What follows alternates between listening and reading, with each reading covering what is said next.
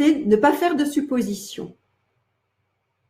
Celui-ci, je l'adore. Il m'a beaucoup aidé dans la vie.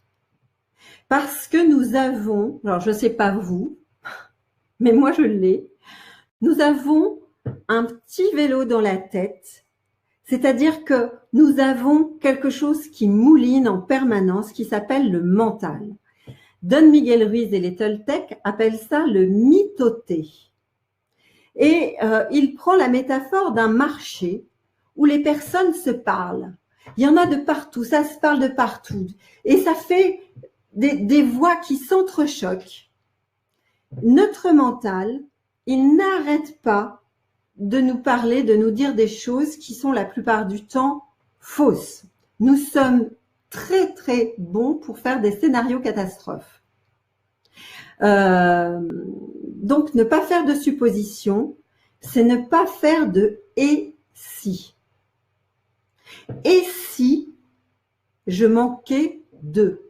Et si il allait me quitter? Et si demain je n'avais plus de clients? Et si l'orage allait vraiment éclater et que mon toit n'était pas… Enfin bref, nous passons beaucoup de notre temps. Alors je le sais pour avoir écouté tous ces scénarios catastrophes qu'on est capable de se fabriquer dans notre tête. Donc ne pas faire de suppositions. On estime qu'il y a environ 60 000 pensées qui passent dans notre tête en 24 heures.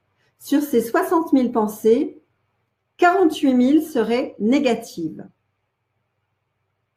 Donc, ne pas faire de suppositions